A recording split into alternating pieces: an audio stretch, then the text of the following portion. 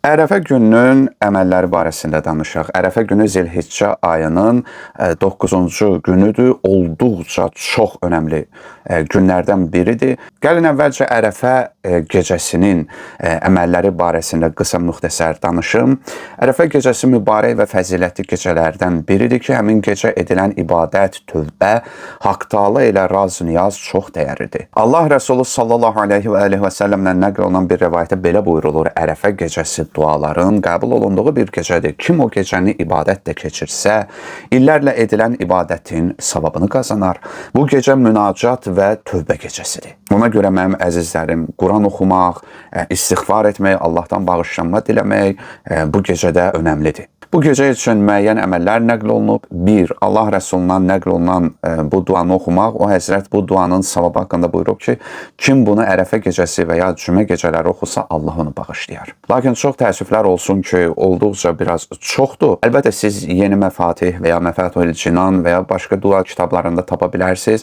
Mən bilmirəm o uzun duanı necə paylaşım. Bunu edə bilərəm ki, onu Word şəklinə salım, öz Telegram kanalımda paylaşım və ya kimsə istəsə yazsın mənə, mən həmin Word formatında həm Ərəfə gecəsinin və gündüzünün əməllərini həmin adama göndərim.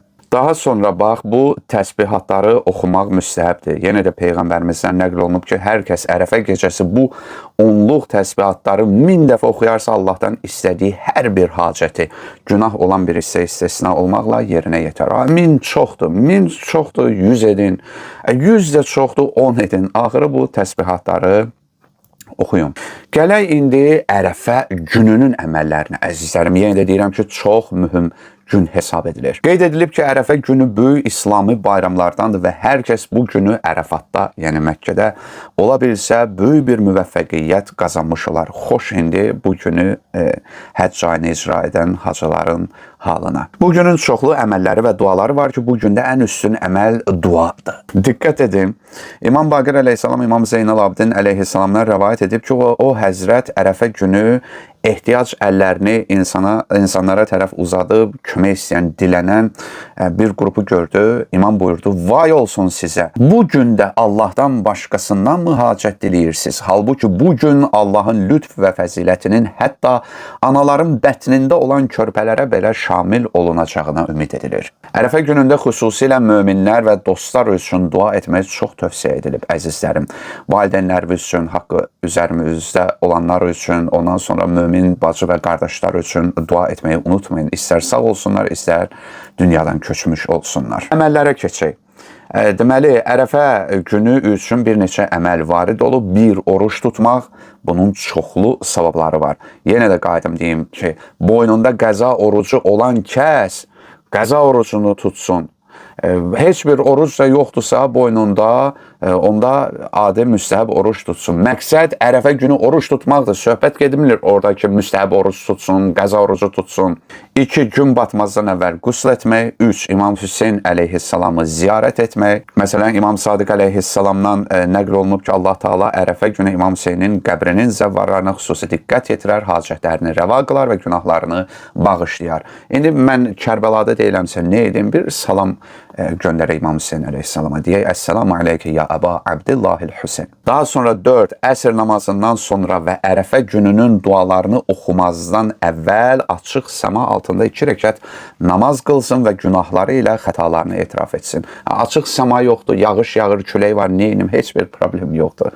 Evdə qılın. Deməli, bu namazın qaydası belə qeyd edilib. Zöhr və əsr namazlarını gözəl rüku və səcdələrlə yerinə yetirdikdən sonra 2 rəkət namaz qıl. 1-ci rəkətdə Həmd Fatihə, yəni surəsindən sonra Tövhid, yəni İxlas surəsini, 2-ci rəkətdə isə Həmd Fatihə surəsindən sonra Kafirun surəsini oxu. Bilmirəm, Kafirun surəsinin telefon var, oxunuşu da var, oxuyun. Bəziləri bundan sonra da 1-2 dənə 2 rəkətli namaz qılmağı qeyd ediblər.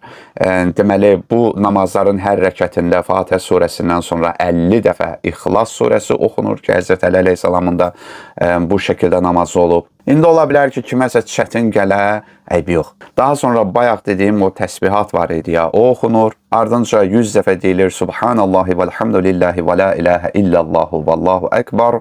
100 dəfə İxlas surəsi, 100 dəfə Ayətül Kürsi, 100 dəfə salavat, 10 dəfə də bax bu dua oxunulur. 10 dəfə də bu zikir deyilir. Bunlar mənim üçün çətindir, edə bilmirəm. 100 olmasın, 10 olsun.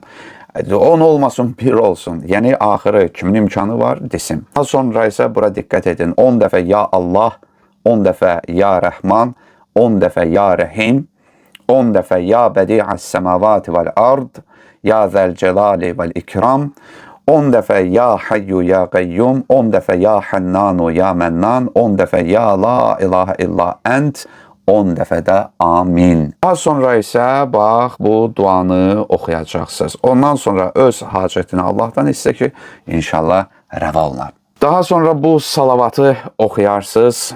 İndi bilmirəm ki, bura yerləşər ya yerləşməz. Bundan sonra son dərəcə xuşu və təvazökarlıqla Səhifə-i Səccadiyənin 47-ci duasını oxuyun ki, olduqca dəyərli və əzəmətli bir duadır. Mənim əzlərim keç oldu, mən çatdıra bilmədim.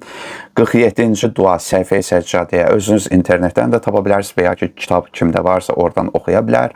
İndi isə gəldik məşhur Ərəfə duasına. Ərəfə günündə oxunması tövsiyə edilən dualardan biri də şəhidlər ağası İmam Hüseyn əleyhissalamın olduqca dəyərli və bənzərsiz bir məzmuna malik olan məşhur duasıdır. Bu feyzli dua hər bir müsəlman haqq axtarışçısına Allahı tanıma, tövbə etmə və ona tərəf qayıtma yollarını öyrədən, ruhu mərifətin ən uca zirvəsinə çatdıran İslami marif xəzinəsidir. Demək olar ki, bir dövr İslami irfan bu duada cəmləşib. Bu dua olduqca uzundur. Təəssüflər olsun ki, mən onu indi paylaşa bilmərəm. Onu da internetdən rahatlıqla tapa bilərsiniz. Tapa da bilmirsiniz, oxumağa vaxtınız yoxdursa, heç olmasa tərcüməsi var. YouTube'dan qoyun bir bərəkəti də halımıza şamil olsun.